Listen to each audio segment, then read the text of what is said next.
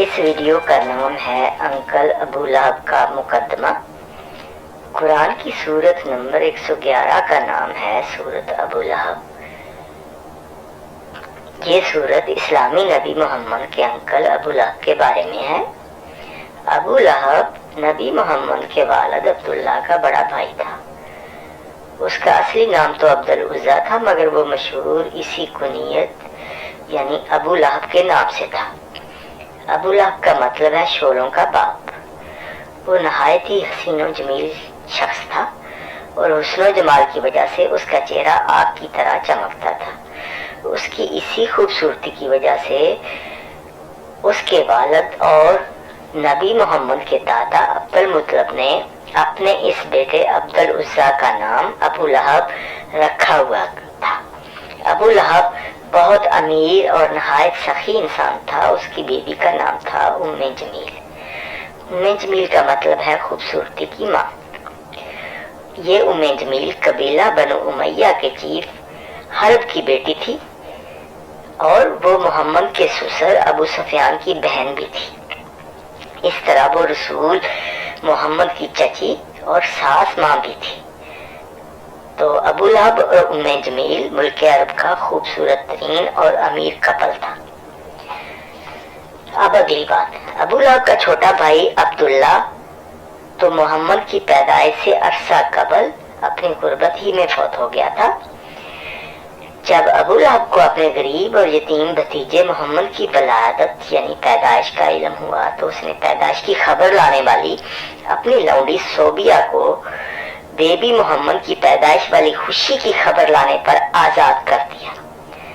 कुछ नामालूम और नागुज़ीर वजूहात की बिना पर जब बेबी मोहम्मद की माँ अमीना ने अपने नौजायदा बेबी को अपनी छाती का दूध पिलाने से परहेज किया तो मोहम्मद के इसी अंकल अबू लहब ने अपनी दो लौंडियों को हुक्म दिया कि वो बेबी मोहम्मद को अपनी छाती का दूध पिलाएं।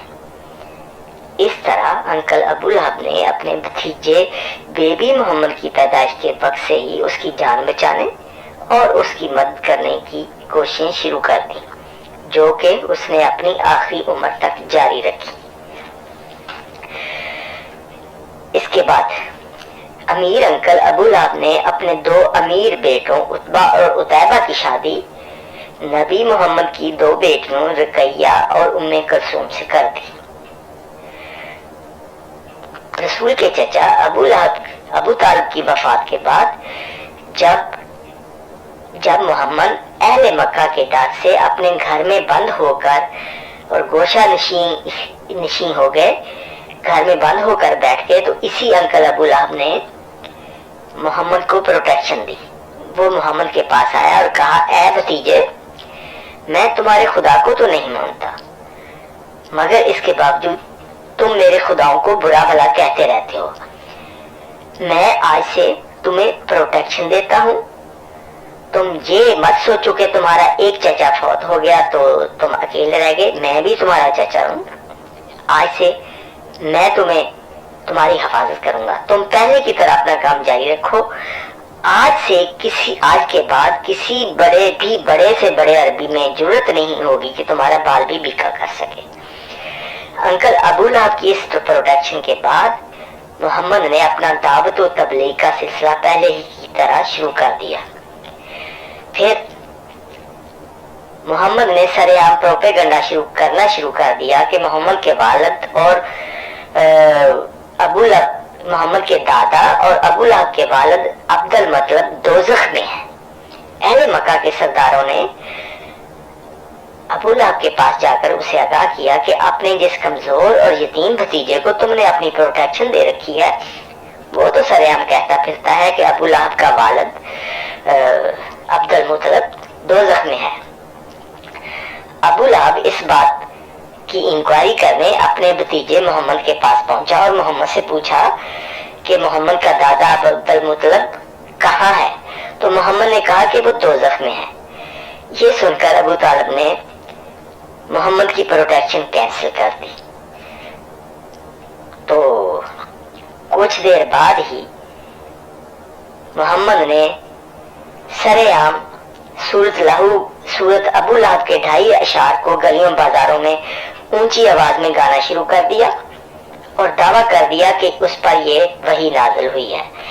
ये सूरत अबू लहब कुछ यूं है, अबू लहब के हाथ टूटे और वो हलाक हो, ना तो उसका माल ही उसके कुछ काम आया और ना ही उसने कमाया।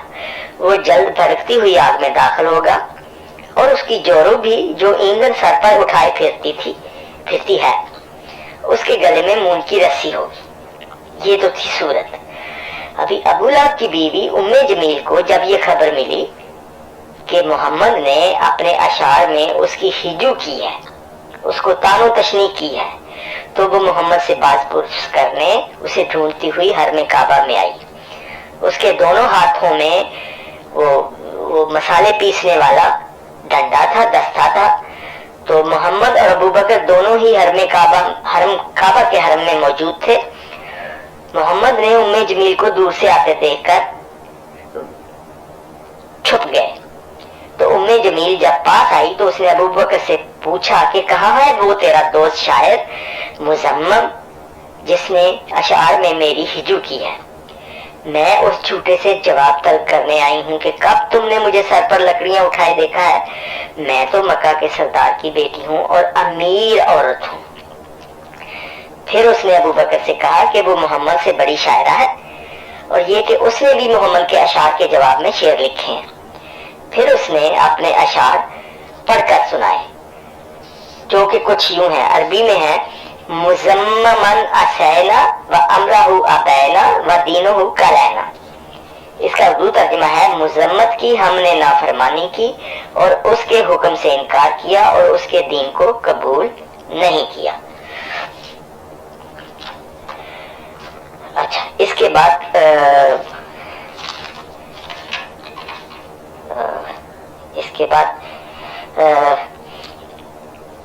इस सूरत अबू लहब के जवाब में अबू लहब ने अपने दोनों बेटों उतबा और उतैबा को मजबूर किया कि वो मोहम्मद की दोनों बेटियों रुकैया और उम्मे कुलसूम को तलाक दे दें। इस तरह अबू लहब ने सूरत अबू लहब की वजह से मोहम्मद की दोनों बेटियों को तलाक दिलवाकर धक्के देकर अपने घर से निकाल दिया और मोहम्मद के मुंह पर थूक कर उसे घर से निकाल दिया। ये अल्फाज इसी तरह इस्लामी किताबों में दर्ज हैं, हमने अपनी तरफ से ये अल्फाज नहीं बोले। इसके बाद मोहम्मद मदीना हिजरत कर गया। जंगे बदर के बाद चंद दिन बाद अबू लहब सन 624 में 75 साल की उम्र में बीमार होकर अपनी तबई मौत मर गया। मोहम्मद की मौत के बाद भी जंगे हुनैन में अबू लहब के बेटे उतैबा ने उस वक्त मोहम्मद की जंगे हुनैन में जान बचाई जब मोहम्मद के साथी उमर बिन अल खत्ताब और दूसरे मुसलमान उसे अकेला छोड़कर मैदान जंग से भाग गए थे। अभी हमारे कुछ सवालात हैं। पहला सवाल यह है कि कुरान की सूरत अबू लहब में अल्लाह की तरफ से लिखी हुई अबू लहब के हाथ टूटने की दुआ तो आज तक पूरी ना हो सकी। इसके बाद भी उस सूरत को दोहराया जा रहा है। अगला सवाल यह है कि हमारे प्यारे मुसलमान 1450 साल से मोहम्मद के मेहरबान अंकल अबू लहब और मोहम्मद की चची व सास माँ उम्मे जमील को बद्दुआएं और गालियां रोजाना करोड़ों की तादाद में दे रहे हैं और इसे सवाब भी समझते हैं कि अपनों की बहु बेटियों और बुजुर्गों को सरेआम इस तरह जलील और रस्वा करना क्या वाकई सवाब का काम है? क्या मुसलमानों के इस अमल से वाकई अल्लाह खुश होगा? और अगली बात, क्या इस सूरत को कुरान से खारिज नहीं कर देना चाहिए? और अभी इस वीडियो के साथ हमने अपनी बातों के सबूत के तौर पर इस्लाम की अहम तरीन किताबों के 14 सफ़हात स्कैन करके लगा दिए जो कि वीडियो के साथ साथ आपको नजर आ रहे हैं। हमारी इन बातों पर किसी को अब भी शक है तो बताए, हम यही बातें इस्लाम की मजीद कई किताबों और कुरान की दर्जनों तफसीर से दिखा देंगे। बस यही तक।